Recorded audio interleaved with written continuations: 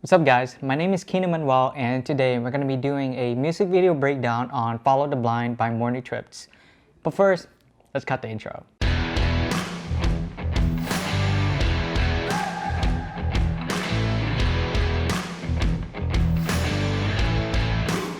So I wanted to make this video on how everything else was shot, the camera equipment that I use, how it was framed, and everything else that was involved during the shoot. And I want to try see if I can turn this into a video series on some of my past video projects that I worked on and give you some insights on them as well. So I hope you guys can learn from this, and if you do, great, that's awesome. Anyway, this video will be divided into 3 segments from pre-production, production, and post-production. So without any further ado, let's get right into this. Let's go.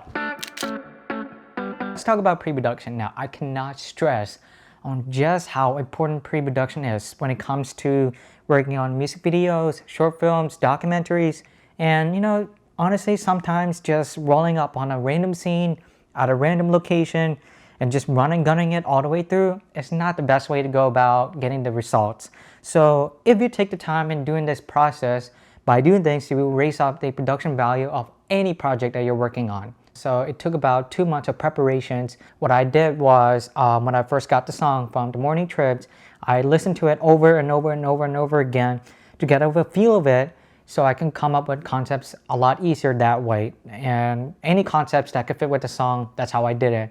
And from breakfast to lunch to dinner to writing in school to working on projects, I listened to one thing and only one thing, and that was the song. So originally, the concept of this video started out with a theme of Rock'em and Sock'em. Eventually, it just changed into a relationship issue with a couple, but they're robots. So with that concept in mind, I went out to YouTube, to Vimeo, to all over the internet to find any inspirations from music videos to help the band see what I was going for with the concept.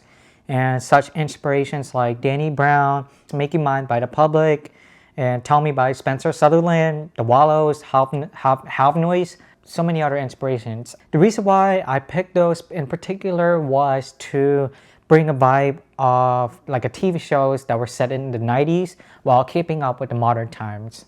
Let's talk about location scouting. I wanted to see if I could find a house that had like a modern interior, that was white inside and felt like a museum, to emulate that cold feeling. It didn't feel like home in that sense. So the first thing I did is I went to Airbnb. Now, something you guys should know about this is when it comes to Airbnb, it's best to get in contact with the owners first before you even reserve the house, because some of them might not allow you to film on their property. So I found about 6 or 7 houses, and although we had a choice to go with them, the thing is I wanted to hold off and see if I could get an even better deal. So I went to a house estate agent. I found one. And we talked for a bit, and he eventually got me this house. At the end, that plan also fell through, and as we got closer to the shooting day, we had to make a decision to shoot in my house, and that became a backup plan, and that's what we did. Now, it's a good practice to put together a music video treatment, call sheet, a contract or budget, and a shot list. Typically, you get a call sheet that looks like this. I typically have this on hand whenever I go on a shoot to have something to refer to, so that I don't have to spend all day guessing if I got the scene or not. So it's best to have this. And typically I hand this off to the second person on set so that I can fully focus on what I'm doing, which is directing, filming, and setting everyone else up for the next scene. Now, it's really important that you guys keep a track of the weather for the days that you want to shoot on, because you never know if it's going to be rainy or stormy or extremely cloudy. Because you don't want to roll up on a scene on the location on the day of the shoot only to find out that you can't do it because the weather isn't really going to allow you to do it. Now, there are some cases where extreme weathers may be suitable for a specific type of project, but for the most part, I'd advise to just keep track of it to make sure you're on track.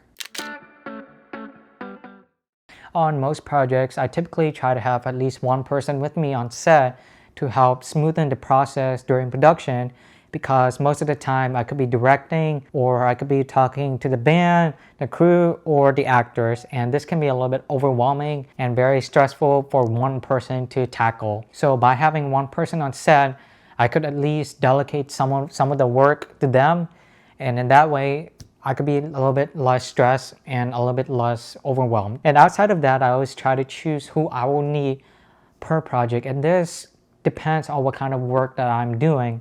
I try to choose people if I need them for the hair department, the camera department, the gaffer department. There's just so many layers when it comes to film production and the crew. So there were a lot of people on set, but I kind of lost track because I was so focused on trying to make sure everything was running smoothly. I know that there was me, Ian, and some of my close friends of mine that came over to help out as a production assistant. I was the director, I was DP, and I worked as an editor, and I did the color grading as well. Ian Lovin was the second camera operator and a gaffer, and a little bit of the production assistant. So now at this point, I kept in contact with the crew, the band, and other people to make sure that we were on the same page, whether that's through group message or other forms of communications.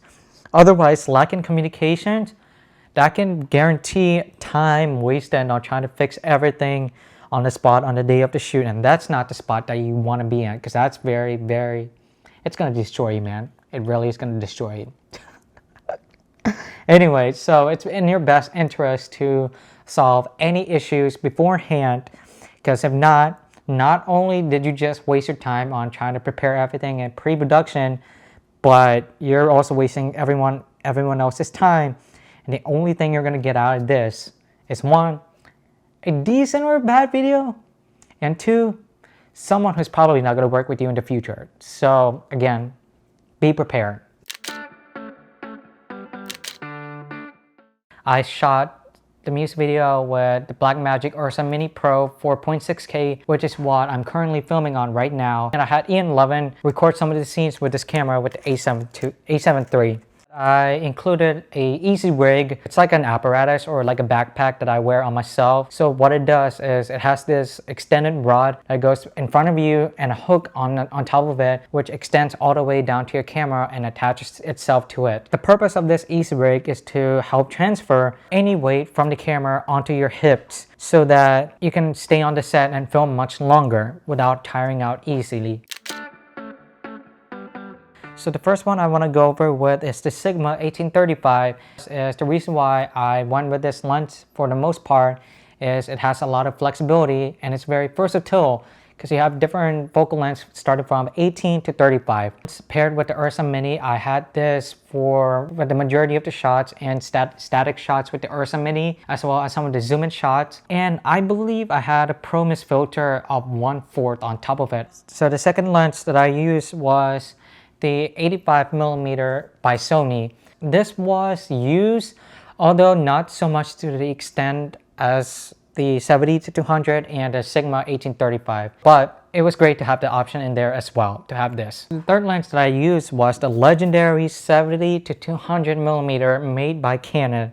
The 70mm was used mainly for the zoom shots on the 70 A7 III. I typically have an adapter that attaches to the end of this lens to be able to shoot on the Sony A7 III, because this is E mount and this is EF mount, so I got an adapter that allows from EF mount to E mount to be able to shoot on this lens or on this camera. So what's great about the Ursa Mini is that it comes with its own set of built-in ND filters.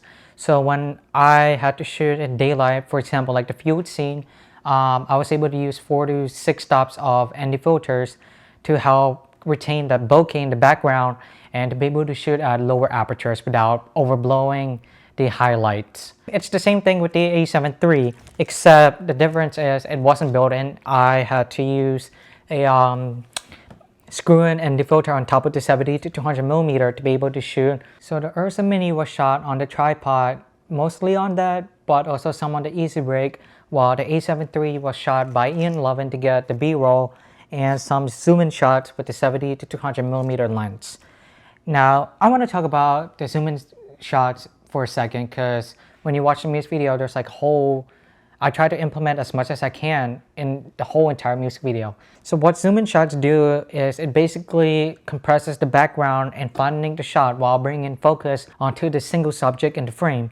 It can be used to create this claustrophobic feeling or some sort of energetic feeling to it. In this case, I wanted to incorporate this into the music video to create that comedy feel. Now again, that may be different to the viewers, but that was the purpose of why I included it in most of the shots during the music videos. So I forgot to mention that I did use some digital zooms in post-production as well for the same purpose. Some shots were shot with different variations of aperture ranging from 2.8 to 5.6. When it comes to shooting in low apertures like 1.4, 1.8, it does get a little bit more difficult to pull focus on the subject that you have in the frame, because while it does allow more light to come into your sensor, it gets more difficult because the depth of field gets shallower as you go wider in the aperture. Unless you have an autofocus assist on your lens or on your camera, or you have a focus puller on set, I'd rather be careful with what you're doing when it comes to doing that.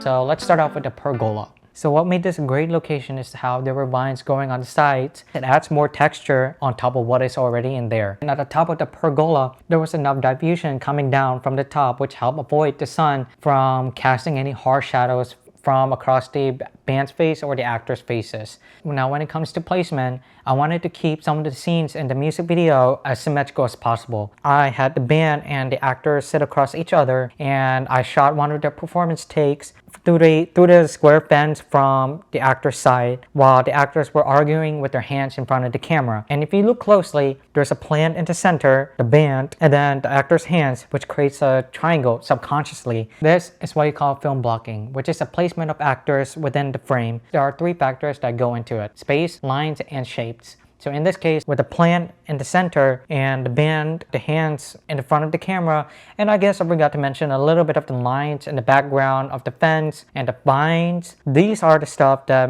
help create an image that looks really interesting to look at. It's the same thing with the actors, and I shot the scene through the fence while the band was performing their set. The funny thing about this was I had people on set, and one band member come up with funny situations for the actors to, act out their part. And in this case, we were trying to get them to argue argue a lot. This is all about Saturday night. You know what, dude? I've never even seen a seal, not once in my life.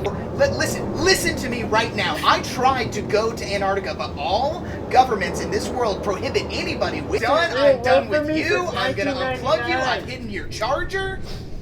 I gradually started off easily and then slowly increased the intensity of the argument, because when you listen to the song, it starts off chill and then towards the end you get more energetic and more upbeat, which is why I wanted to make it parallel from the song that you're hearing in your head and with the visuals as well. The band was placed in the center and natural lighting was used. Now typically when it comes to shooting under direct daylight or sunlight, I try to shoot the scene with the actors while having the sun in the background. And what this does is it creates like a glow or a highlight glow around their silhouette, which creates like a separation from them and the background without having them to blend together easily. It wasn't anything too crazy, and I only just took at least 2 or 3 takes of their performance shots. It's a great idea to have at least 2 or 3 takes of their performance or a scene, depending on how much time you have left. Because by the time you edit and post, you will have a lot of footage to play with, and you don't want to be that guy or that person that ends up with an edit that didn't have enough of footage to add more excitement to it. I had the actors stand on one side of the pool with their net to collect the apples and lemons while I was filming them with the Ursa Mini. And in this scene, there wasn't any particular storyline to it. We just wanted to include it for just the laughs to make it more unique. Not only that, I also had one of the band members to sit down on one of the chairs near the pool. I was recording with the stand on top of the tripod while Logan was kneeling down, and what he was doing was zoom in onto the details of his bass guitar while I was focused on the wider shot of him performing. This was filmed in the hallway, and on one end it's where there were a lot of windows spilling in a lot of light, and on the other end there wasn't as much. So what we did was I had the C-stand set up with a black blanket to cover to avoid any lights that are spilling into the scene. And then I had the actor and actress stand in front of the camera with their mask on, and I had Ian hold the projector to have the image reflected across their face on their mask as well on the walls. Now, I don't know if you guys noticed, but the projector pattern on their face is actually a title of the song Follow the Blind. So, but if you didn't know what it was, there you go. By the way, I also had some of the band members perform their own set in some of the scenes because we wanted to emulate this kind of an Easter egg or cameo kind of thing, kind of like Marvel with Stan Lee. It was a great idea because I thought it was funny and unique in a way to have each of them appear in their own scene to give at least a little bit of a spotlight on them, which is great, it turned out great. I edited this video in Premiere Pro and After Effects. Now, I'm not going to go into too much detail on how I color graded this video, but if that's something you guys want to know more of, let me know in the comments below. The settings that I filmed with both cameras during production helped determine what kind of color grading that I could expect in post-production.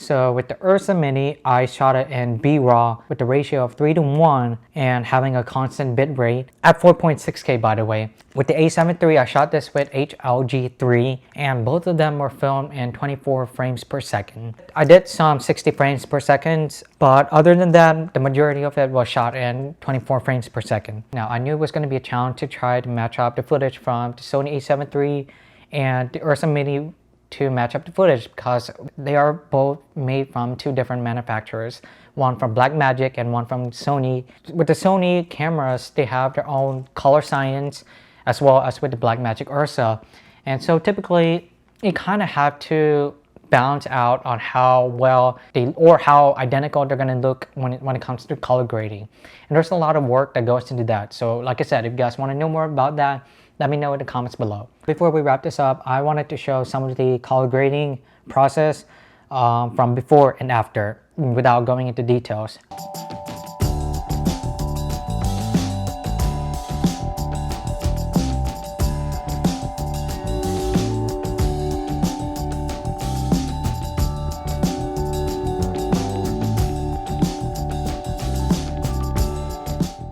Anyway, congratulations. You made it this far. I know that was a really long video, but I do hope you guys got something out of this, maybe a thing or two. So if this is something you'd like to see more of from this channel, let me know more by liking this video and let me know by leaving a comment down below. That should be all. And as always, stay creative, guys. Stay creative. My name is Keno Manuel, and I'll see you guys in the next episode. Signing off.